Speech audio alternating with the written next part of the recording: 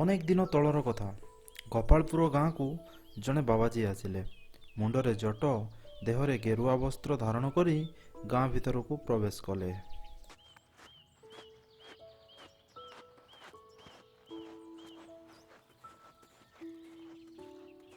ହିମାଳୟରେ ମୁଁ 100 ବର୍ଷ ତପସ୍ୟା କରିଛି। ସିଦ୍ଧି ଲାଭ କରିବା ପରେ ତୁମମାନଙ୍କ ସେବା କରିବା ପାଇଁ ଆସିଛି। ତୁମର ଯାହା ସବୁ ସମସ୍ୟା ଅଛି ମୋତେ କୁହ, ମୁଁ ତୁମର ସବୁ ସମସ୍ୟାକୁ ଦୂର କରିଦେବି। ବାବାଙ୍କ କଥା ଶୁଣି ସେ ଗାଁର ଲୋକମାନେ ବହୁତ ଖୁସି ହେଲେ। ତାଙ୍କର ରହିବା, ଖାଇବା ଓ ପିଇବାର ସମସ୍ତ ବ୍ୟବସ୍ଥା ବି କରିଦେଲେ। ବାବା ସବୁଦିନ ସନ୍ଧ୍ୟାରେ ଗୋଟେ ଗଛ ମୂଳରେ ବସି ସବୁଦିନ ପ୍ରବଚନ ଦିଅନ୍ତି ଏବଂ ଗାଁ ଲୋକମାନେ ଧ୍ୟାନର ସହ ତାଙ୍କ କଥା ଶୁଣନ୍ତି। କିଛି ଦିନ ପରେ ସେ ଗାଁରେ ଭୂତ ଭୟ ବଢ଼ିଲା। ଭୂତ ଭୟରେ ଲୋକମାନେ ଡରିବାକୁ ଲାଗିଲେ। କାଲି ମୋ ବୁଢ଼ା ବାପା ବିଲକୁ ଯାଇଥିଲେ, ତାଙ୍କୁ ଭୂତ ଖାଇଦେଲା। ଆପଣ କିଛି କରନ୍ତୁ ବାବା, ନହେଲେ ସବୁ ସର୍ବନାଶ ହୋଇଯିବ। ହଁ ବାବା, ଆପଣ କିଛି କରନ୍ତୁ, ନହେଲେ ଏ ଗାଁରୁ ସବୁ ଲୋକ ସଫା ହୋଇଯିବେ। ମୁଁ ଜାଣିପାରୁଛି, କେହି ନିଜ ଲୋକ ମରିଗଲେ ବହୁତ କଷ୍ଟ ହୁଏ। ଆଜିଠାରୁ ତୁମେମାନେ ଦୁଃଖ କରନି, ବରଂ ଖୁସି ହୁଅ। ତୁମେ ଯାହାକୁ ଭୂତ ଭାବି ଡରୁଛ, ସେ ହେଉଛନ୍ତି ସ୍ୱୟଂ ଭଗବାନ। ସେ ଆମର ପରୀକ୍ଷା ନେଉଛନ୍ତି। ମୋତେ ସ୍ୱପ୍ନାଦେଶ ହେଇଛି, ତୋ ବୁଢ଼ା ବାପା କିଛି ଦିନ ମଧ୍ୟରେ ତୋ କୋଳରେ ଜନ୍ମ ନେବେ। ତୁମେମାନେ ଭୟ କରନି, ଯାହା ହେଉଛି ମଣିଷର ମଙ୍ଗଳ ପାଇଁ ହେଉଛି। କିଛି ଦିନ ଭିତରେ ବାବାଙ୍କ ମହିମା ଚାରିଆଡ଼େ ପ୍ରଚାର ହୋଇଗଲା। ଦୂରଦୂରାନ୍ତରୁ ଲୋକମାନେ ବାବାଙ୍କ ଦର୍ଶନ ପାଇଁ ଭିଡ଼ ଜମାଇଲେ। ସେହି ଗାଁରେ ଗୋପାଳ ନାମକ ଜଣେ ଲୋକ ରହୁଥିଲା। ଗୋପାଳ ଦିନ ମଜୁରିଆ ଭାବରେ କାମ କରେ। ଗୋପାଳର ସେ ବାବାଙ୍କ ଉପରେ ବହୁତ ବିଶ୍ୱାସ ଥାଏ। ଦିନେ ଗୋପାଳ ପୁଅର ଦେହ ହଠାତ୍ ଖରାପ ହୋଇଗଲା। ପିଲାଟି ବେହୋସ ହୋଇ ହଠାତ୍ ତଳେ ପଡ଼ିଗଲା। ଏହା ଦେଖି ଗୋପାଳ ସଙ୍ଗେ ସଙ୍ଗେ ତା ପୁଅକୁ ବାବାଙ୍କ ପାଖକୁ ନେଇଗଲା। କିନ୍ତୁ ସେ ଗୋପାଳ ଜାଣିନଥିଲା ଯେ ସେ ବାବା ଜଣେ ମଣିଷଖିଆ ଭଣ୍ଡ ବାବା ବୋଲି। ମଣିଷ ମାଂସ ଖାଇବା ପାଇଁ ସେ ବାବାଜୀ ସେ ଗାଁକୁ ଆସିଥିଲେ। ଗୋପାଳ ପୁଅର ଏ ଅବସ୍ଥା ଦେଖି ବାବାଜୀ ମନେ ମନେ ବହୁତ ଖୁସି ହେଲେ। ସେ ଚାହୁଁଥିଲେ ଗୋପାଳ ପୁଅ ମରିଯିବା ପରେ ସେ ତାର ମାଂସକୁ ଖାଇବେ। ସେଥିପାଇଁ ବାବାଜୀ ଗୋପାଳ ପୁଅକୁ ତଳେ ଶୁଆଇ ଦେଇ ମିଛରେ ମିଛରେ ମନ୍ତ୍ରପାଠ ଆରମ୍ଭ କରିଦେଲେ। ବହୁତ ସମୟ ବିତିଗଲା। ଉପଯୁକ୍ତ ଚିକିତ୍ସା ଅଭାବରୁ ଗୋପାଳ ପୁଅର ମୃତ୍ୟୁ ହୋଇଗଲା। ଗୋପାଳ, ମୁଁ ଅନେକ ଚେଷ୍ଟା କଲି, ହେଲେ ତୋ ପୁଅକୁ ବଞ୍ଚାଇ ପାରିଲିନି।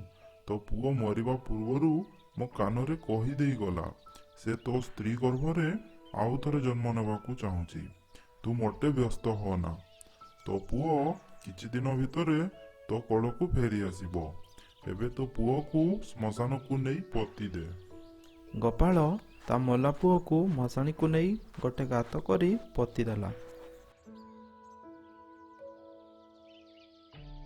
ଗୋପାଳ ମନ ଦୁଃଖରେ ଘରକୁ ଫେରି ଆସିଲା। ଧୀରେ ଧୀରେ ରାତି ହେବାକୁ ଲାଗିଲା। ଆଉ ସେ ବାବାଜୀ ଭୂତ ବେଶରେ ଗୋପାଳ ପୁଅକୁ ପୋତା ହୋଇଥିବା ସ୍ଥାନରେ ଯାଇ ପହଞ୍ଚିଲେ। ଗୋପାଳ ପୁଅକୁ ପୋତା ହୋଇଥିବା ସ୍ଥାନକୁ ଖୋଳିଲେ। କିଛି ସମୟ ପରେ ତା ମଲା ଶରୀରକୁ ଆଶ୍ରମକୁ ନେଇ ଚାଲିଗଲେ।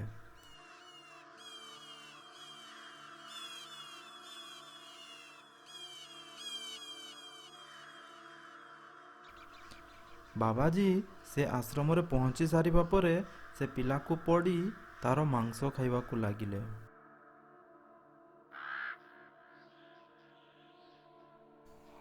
ମଜା ଆସିଗଲା। ଛୋଟ ଛୁଆଙ୍କ ମାଂସ ପରି ସୁଆଦିଆ ମାଂସ ଏ ଦୁନିଆରେ ଆଉ କିଛି ନାହିଁ। ଆରେ ପିଲା, ମୁଁ ତୋତେ ଖାଇବି ବୋଲି ଅନେକ ଦିନ ଧରି ଚାହିଁ ବସିଥିଲି। ଯାହା ବି ହଉନା କାହିଁକି, ଏତେ ଦିନ ପରେ କଅଁଳିଆ ସ୍ୱାଦିଷ୍ଟ ଖାଦ୍ୟ ଟିକେ ଖାଇବାକୁ ମିଳିଲା। ଆଉ ଦିନେ ରାତିରେ ବାବାଜୀ ଭୂତ ବେଶରେ ମଣିଷ ମାଂସର ସନ୍ଧାନରେ ଗାଁ ଭିତରକୁ ବାହାରିଲେ। ସେତେବେଳକୁ ରାତି ପ୍ରାୟ 2ଟା ପାଖାପାଖି ହେବ। ମାଧିଆ ଓ ତା ସ୍ତ୍ରୀ ବାହାରକୁ ବାହାରିଥାନ୍ତି। ଏଇଠି ଦେଖୁଛ, ସେ ବରଗଛ ମୂଳରେ କିଏ ଗୋଟେ ଛିଡ଼ା ହେଇଛି। ତୁ ଶୀଘ୍ର କାମ ସାରୁନୁ, ଘରକୁ ଯିବା। ଇଆଡ଼େ ସିଆଡ଼େ କାହିଁ ଅନଉଛୁ?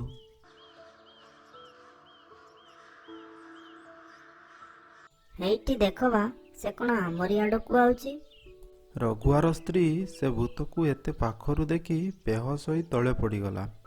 ରଘୁଆ ଦେଖିଲା ଭୂତଟି ଆହୁରି ଆହୁରି ତାରି ଆଡ଼କୁ ଆସୁଛି। ସେ ବହୁତ ଡରିଗଲା ଆଉ ଜୀବନ ବିକଳରେ ସେଠାରୁ ଦୌଡ଼ି ଚାଲିଗଲା। ଭୂତଟି ମାଧିଆ ସ୍ତ୍ରୀ ପାଖକୁ ଆସିଲା ଆଉ ତାପରେ ମାଧିଆ ସ୍ତ୍ରୀକୁ ସେଠାରୁ ନେଇ ଚାଲିଗଲା। ମାଧିଆକୁ ଏସବୁ ଭୟ ଲାଗୁଥିଲେ ମଧ୍ୟ ସେ ଦୂରରୁ ଏସବୁ ଦେଖୁଥାଏ। ଆଉ ତାପରେ ମାଧିଆ ସେ ଭୂତର ପଛେ ପଛେ ଗଲା ଆଉ ଦେଖିଲା ସେ ଭୂତଟି ବାବାଜୀଙ୍କ ଆଶ୍ରମ ଭିତରକୁ ଗଲା। ଏହା ଦେଖି ମାଧିଆ ଗାଁ ଲୋକମାନଙ୍କୁ ସମସ୍ତ କଥା ଜଣାଇଲା ଆଉ ଗାଁ ଲୋକମାନେ ମାଧିଆ କଥାକୁ ବିଶ୍ୱାସ କଲେ ନାହିଁ। ଆରେ ନିଶା ଖାଇଛୁ ନା କ'ଣ? ରାତି ଅଧରେ ଏମିତି ବାଉଳି ଚାଉଳି ହଉଛୁ। ମୁଁ ବି ସେଇ କଥା ଭାବୁଥିଲି। ରଘୁଆର ମୁଣ୍ଡ ବୋଧେ ଖରାପ ହେଇଯାଇଛି। ଆରେ ଭାଇ, ମୋ କଥାକୁ ବିଶ୍ୱାସ କର। ମୁଁ ନିଜ ଆଖିରେ ଦେଖିଛି। ମୋ ସ୍ତ୍ରୀକୁ ମାରି ସେ ବାବାଜୀ ତା ଆଶ୍ରମକୁ ନେଇଗଲା। ହଉ ଠିକ୍ ଅଛି, ତୋ କଥା ଯଦି ସତ ହେଇଥିବ, ସେ ବାବାଜୀ ଯଦି ଭୂତ ବେଶରେ ଏସବୁ କରୁଥିବ, ସକାଳ ହେଲେ ବୁଝା ହେବ। ତୁ ଏବେ ଘରକୁ ଯା। ନାଇଁ ଭାଇ, ତମେ ଏବେ ଚାଲ। ହଉ ମାଧିଆ ଯଦି କହୁଛି ଚାଲ ଦେଖିବା କ'ଣ ହେଇଛି।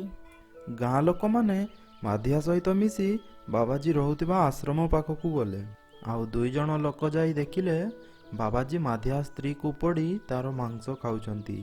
ଗାଁର ଲୋକମାନେ ସବୁ କଥା ବୁଝିପାରିଲେ ଆଉ ସେମାନେ ବିଳମ୍ବ ନ କରି ବାବାଜୀକୁ ଜିଅନ୍ତା ପୋଡ଼ିଦେଲେ। କିଛି ସମୟ ଭିତରେ ବାବାଜୀ ଜଳି ପୋଡ଼ି ପାଉଁଶ ହୋଇଗଲେ ଆଉ ସେହି ଦିନଠାରୁ ଗାଁରେ ଭୂତ ଭୟ ଦୂର ହେଲା।